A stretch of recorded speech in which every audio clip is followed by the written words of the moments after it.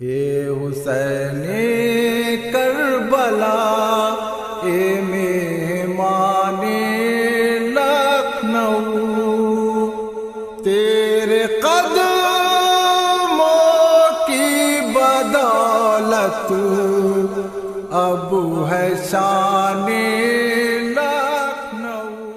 ہندوستان میں عزاداری کا اہم ترین مرکز اودھ رہا ہے۔ اودھ میں عزاداری کو دہلی یا دکن کے مقابلے افضلیت حاصل تھی، کیونکہ یہاں کے حکمرانوں کے علاوہ عوام بھی عزاداری میں بڑھ چڑھ کر حصہ لیتی تھی۔ آج بھی سماج کے مختلف طبقے کے لوگ اپنے طور پر عزاداری کرتے ہیں، جس میں کسی خاص عقیدے کی پابندی ضروری نہیں۔ اہل اسلام ہی نہیں، ہندو آزاد بھی اپنے اپنے انداز میں عزاداری کرتے ہیں۔ اودھ میں عزاداری کی ابتدا فیض آباد کی مشہور بابری مسجد کے چبوترے سے ہوئی، جب عشرہ محرم کے دوران وہاں ایک تعزیہ رکھا گیا۔ یہ تو ابتدا تھی۔ عزاداری کا باقاعدہ رواج اس وقت ہوا جب فیض آباد میں پہلا امام باڑہ نواب صفدر جنگ کی اہلیہ نواب صدر جہاں بیگم نے بنوایا تھا۔ نواب شجاع الدولہ کے دور میں بھی عزاداری نے بہت عروج پایا۔ اگر کسی جنگی مہم کے دوران عشرہ محرم پڑ جاتا تو جنگ ملتوی کر دی جاتی اور فوجی اپنے اپنے خیموں میں مجلسیں برپا کرتے، تعزیے بناتے اور کپڑے کے عزاخانے سجاتے تھے۔ نواب آصف الدولہ نے لکھنؤ کی راجدھانی فیض آباد سے لکھنؤ منتقل کی تو عزاداری کی رونق سمٹ کر لکھنؤ آ گئی۔ حالانکہ بہو بیگم کی موجودگی کی بنا پر فیض آباد میں عزاداری زوال کا شکار نہیں ہونے پائی۔ لکھنؤ میں عزاداری سے اودھ کے ہر ایک حکمران کو زیادہ سے زیادہ دلچسپی تھی اور وہ ایک دوسرے پر سبقت لے جانے کی کوشش کرتے تھے۔ ان حکمرانوں نے جس طرح عزاداری کے شجر کو خلوص و محبت سے سیراب کیا، اس کا نتیجہ لکھنؤ میں موجود امام باڑوں کی شکل میں نمودار ہوا۔ ان میں شاہی امام باڑے، منصبداروں اور رؤسائے شہر کے امام باڑوں کے علاوہ مسلمانوں کے دونوں فرقوں اور اہل حنوت کے بنوائے ہوئے امام باڑے بھی شامل ہیں، جن کی تعداد کا صحیح اندازہ لگانا ممکن نہیں، کیونکہ لکھنؤ میں گھر گھر امام باڑے آج بھی موجود ہیں۔ حقیر نے لکھنؤ کی عزاداری کے عنوان سے ایک کتاب لکھی ہے، جس میں 145 امام باڑوں اور کربلاؤں کا ذکر کیا گیا ہے۔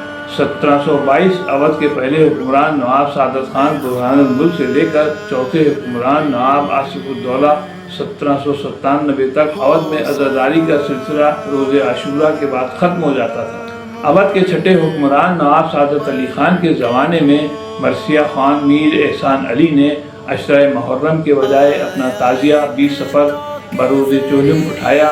اس امر جدید پر نواب سعادت علی خان خاموش رہے اور دوسرے ہی سال ایک سیدانی نے بھی اپنا تعزیہ بروز چہلم اٹھایا۔ رفتہ رفتہ یہ سلسلہ عام ہو گیا۔ نواب سعادت علی خان کے زمانے میں ہی ہر ماہ کی پہلی جمعرات کو نوچندی منائی جانے لگی تھی اور یہ سلسلہ آج تک جاری ہے۔ جب بادشاہ نصیر الدین حیدر کا زمانہ آیا یعنی 1827 میں، تو ان کی سوتیلی والدہ بادشاہ بیگم نے ایک فرمان جاری کر کے چہلم تک تمام تقریبات مسرت پر پابندی عائد کر دی تھی۔ چونکہ اودھ کے کلچر میں عزاداری کی جڑیں اتنی پیوست تھیں کہ ہندو مسلمان چہلم تک کوئی بھی خوشی کی تقریب نہیں مناتے تھے۔ لکھنؤ میں عزاداری کا اختتام چہلم کے دن ہو جاتا تھا اور یہ سلسلہ اودھ کے آخری بادشاہ نواب واجد علی شاہ تک قائم رہا۔ لکھنؤ میں ایام عزا چہلم سے بڑھ کر 8 ربیع الاول تک کیوں کر ہوئے، اس سلسلے میں ملتا ہے کہ 1856 میں شہر کانپور میں کسی احمد علی نامی شخص نے گورنر جنرل کی بیوی کو گولی مار دی۔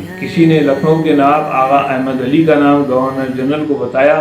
گورنر جنرل غصے میں نواب صاحب کے گھر آ دھمکا اور سیدھا نواب صاحب کے مہمان خانے میں گھس گیا، جہاں نواب صاحب بیٹھے ہوئے تھے۔ فوراً ہی اس نے چاہا کہ نواب صاحب کو گولی مار دے۔ نواب صاحب کے ایک ملاقاتی آقا جعفر علی جو ان کے قریب کھڑے تھے، گورنر کے ارادے کو بھانپ دیا اور چشم زدن میں گورنر کو اٹھا کر پٹک دیا۔ اس طرح نواب صاحب کی جان بچ گئی۔ اس کے بعد گورنر جنرل نواب صاحب کو گرفتار کر کے اپنے ساتھ لے گیا۔ نواب صاحب پر قتل کا مقدمہ چلا کر ان کو پھانسی کی سزا سنا دی گئی۔ جب ان تمام باتوں کا علم اصلی قاتل کو ہوا تو وہ کانپور سے لکھنؤ آیا اور عدالت میں حاضر ہو کر اقبال جرم کیا۔ اس کے اقبال جرم کے بعد نواب صاحب کو رہائی مل گئی۔ نواب صاحب چہلم کے قریب رہا ہوئے۔ مقدمے وغیرہ میں کافی رقم خرچ ہونے اور گھر کا اسباب انگریزوں کے لوٹنے کی وجہ سے نواب صاحب سخت پریشان تھے کہ اس دفعہ تعزیے کا انتظام کہاں سے ہوگا، کیونکہ تعزیے میں کافی رقم خرچ ہوتی تھی۔ نواب صاحب کے مصاحب، جن کو بڑے حکیم صاحب کہا جاتا تھا،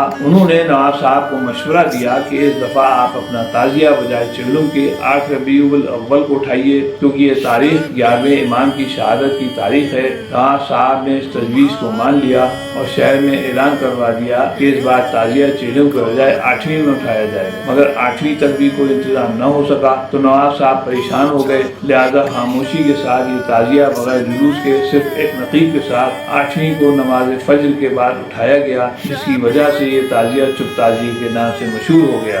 اس طرح 1856 کے بعد ایام ازاں چیلوں سے بڑھ کر 8 ربیع الاول تک ہو گئے۔ یہ تھا تاریخی پس منظر لکھنؤ کی عزاداری کا۔ موجودہ دور میں لکھنؤ میں عزاداری کی ابتدا پہلی محرم میں اٹھنے والی شاہی زری کے جلوس سے ہوتی ہے۔ اس جلوس کی ابتدا اودھ کے 9ویں حکمران بادشاہ محمد علی شاہ کے ہاتھوں 1837 میں ہوئی تھی۔ موم کے فن پارے بنانے والے واحد کاریگر منشی لطف علی نے جب بادشاہ محمد علی شاہ کی خدمت میں موم کا تعزیہ بنا کر پیش کیا تو انہوں نے اپنے مزاج کے مطابق موم کی زری بنوائی، جس کو شاہی شان و شوکت کے ساتھ امام باڑہ عاصی میں استادہ کیا گیا اور وہیں سے پہلی محرم کو جلوس کی شکل میں اس کو اٹھایا گیا۔ عہد شاہی میں یہ جلوس بعد اصل امام باڑہ عاصی سے نکل کر سیدھے چھوٹے امام باڑے جاتا تھا۔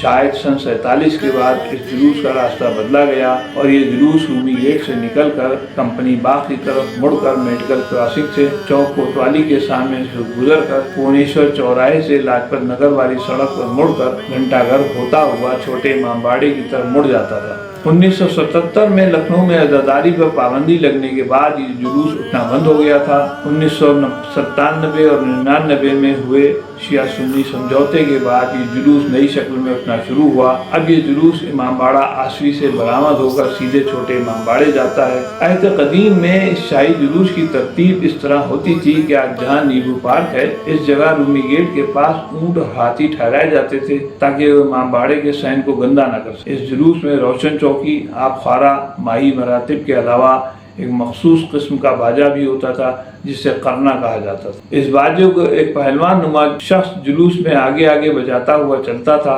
قرنہ 1977 تک موجود تھا۔ اس شاہی جلوس کی زیارت کرنے کے بعد اہل لکھنؤ اپنے اپنے گھروں میں تعزیہ رکھتے ہیں، جبکہ کچھ گھروں میں 29 ذی الحجہ کو ہی تعزیہ استادہ ہو جاتا ہے۔ آپ کی خدمت میں لکھنؤ میں عزاداری کا ایک اجمالی خاکہ پیش کیا گیا ہے۔ اس کی تفصیل معلوم کرنے کے لیے میری کتاب لکھنؤ کی عزاداری کا مطالعہ کریں تو بہتر رہے گا۔ 2 محرم کی تاریخی حالات اگلی قسم میں پیش کروں گا۔ اب میں اجازت چاہتا ہوں۔ خدا حافظ۔